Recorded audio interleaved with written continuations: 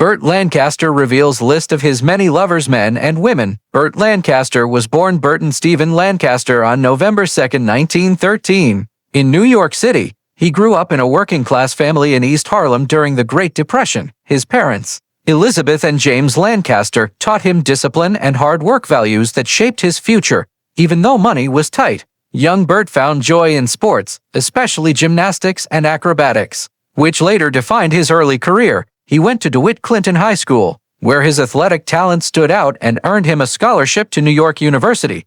But Burt was restless and adventurous by nature, so he left college to join the circus as an acrobat. He became part of the famous K Brothers trapeze act. This early experience not only made him strong and fearless, but also taught him how to perform with confidence, skills that later helped him in movies. World War II interrupted his performing career when Burt joined the U.S. Army. He served in the Special Services Division, entertaining troops and organizing shows to lift their spirits. That experience gave him a deeper understanding of people and their struggles, which added depth to his acting later. After returning home, a lucky meeting with a theater producer took him to the stage. His raw talent and natural presence caught the eyes of Hollywood scouts. Soon after, Burt made his film debut in The Killers 1946. Alongside Ava Gardner, his acting was powerful, emotional, and magnetic, instantly making him a star. Critics called him one of the most promising new actors in post-war Hollywood. In his early roles, he often played tough, serious characters, but he didn't want to be typecast. Through the 1950s and 1960 seconds, Burt showed his wide range by taking on roles full of moral conflict and emotion. In From Here to Eternity 1953, he played Sergeant Milton Warden and shared an unforgettable beach scene with Deborah Kerr. The movie won 8 Oscars and proved Lancaster was more than just a strong guy. He was a true actor, but he also loved darker roles, like his part as the ruthless gossip writer Jay Hunsaker in Sweet Smell of Success 1957. That performance showed his ability to be cold and dangerous, a masterclass in control and emotion. Burt could switch between hero and villain with ease, earning deep respect from critics and peers. Beyond acting, he was a visionary behind the camera. In 1948, he co-founded his own production company, Hecht Hill Lancaster, one of Hollywood's first actor-run studios.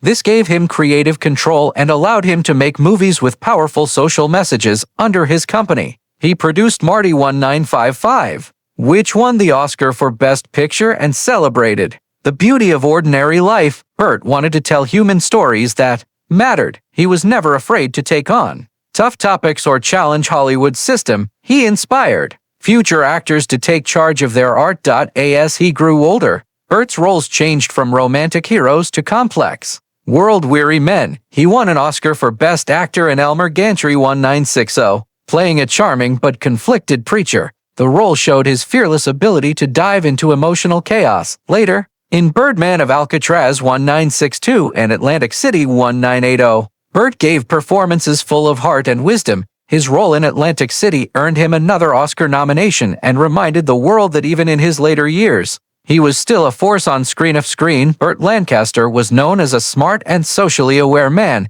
He spoke out about politics, supported civil rights, opposed the Vietnam War, and fought for fairness long before it was common in Hollywood. People who worked with him said he was intense, honest, and had strong beliefs about justice and kindness. But behind his serious look, he was warm, funny, and generous. He was married 3 times and had 5 children, staying close to his family despite his busy career. Friends said he had deep integrity and quiet compassion that made him different from his on-screen image. Burt's personal life, though often hidden behind his fame, was full of love stories and lessons. Each relationship showed a new side of the man behind the movie star, the dreamer, the fighter, and the seeker of love. His first marriage was to June Ernst in 1935. Long before he became famous. At the time, Burt was still struggling, working small jobs during the Great Depression and performing in the circus. Their marriage was full of young hope. 2 people dreaming big with little to their name. June supported him when he was just Burt the Dreamer, not the Hollywood legend. But as his career took off, his ambition and long hours began to affect their relationship. Their lives slowly went in different directions. After more than 10 years together, they divorced in 1946. Closing his first big chapter, that same year, he met Norma Anderson, who became his second wife and the mother of his 5 children. They married in 1946. The same year he became a star after The Killers. Norma brought balance to his life, giving him stability as his fame exploded. Their marriage lasted more than 20 years and saw both the joys and pressures of Hollywood life. Norma was the calm in Burt's storm, helping raise their family while he worked endlessly on films. But the same fire that made Burt a great actor also made him difficult at home. He worked long hours, traveled often, and was rumored to be unfaithful. After 23 years, Burt and Norma divorced in 1969, a personal turning point that changed how he saw both life and art. In the 1970s, he focused more on thoughtful, meaningful projects that reflected his growth. After that, Burt didn't remarry for many years. He spent his time acting, raising his kids, and supporting humanitarian causes. He had several relationships, but none turned into marriage. As he got older, he became softer, more emotional, and more open to love again. In 1990, at age 77, he married Susan Martin, his third and final wife. This marriage marked a calm, peaceful period in his life. By then, Burt's health had declined after a stroke, and he was no longer the fiery star of his youth. Susan, much younger than him, became his loyal partner and caretaker. Their bond was based on kindness, respect, and quiet love. After Burt passed away, his family gathered at his Beverly Hills home. They found old scripts, photos, trophies, and letters from his long career, but hidden in his desk drawer was a note sealed with the initials BL. It began, "They say a man's life is measured by the love he gives and the love he hides. I have hidden mine long enough." The note stretched across several pages, written in his bold handwriting, sharing secrets he never spoke aloud. The Hollywood legend finally told the truth about the love behind the man. On Cary Grant.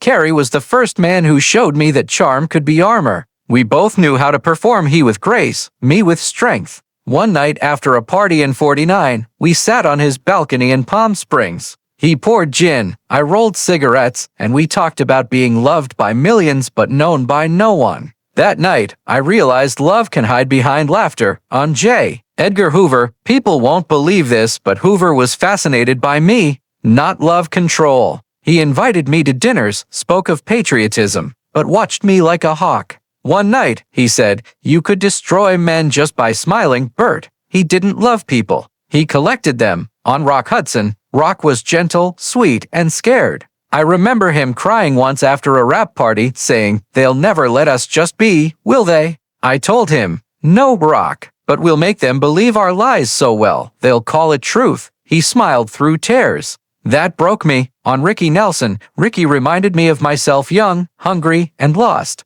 I tried to protect him, but maybe I became one of the wolves myself. On Marlon Brando, Marlon was chaos, beautiful, wild chaos. He laughed at my control and kissed me mid-argument once. He told me, "You're afraid to feel, Burt." Maybe he was right. On Montgomery Clift, Monty was pure kindness. He saw through my armor. We'd sit for hours in silence, pretending the world didn't exist. I think I loved him most. On Ava Gardner, Ava was fire. She didn't burn, you burned for her. During The Killers we had an affair. She told me, "You're too serious, Burt. Life's not a war." But for me, it always was. On Marilyn Monroe, Marilyn was pain wrapped in beauty. People thought she was fragile, but she wanted to be understood. Once she told me, "I'm not dumb, Burt. I just play it that way." We shared a lonely weekend once. She cried. I didn't know how to comfort her. I still wish I had. On Elizabeth Taylor, Elizabeth was royalty. When we met, we were both survivors pretending not to fear the dark.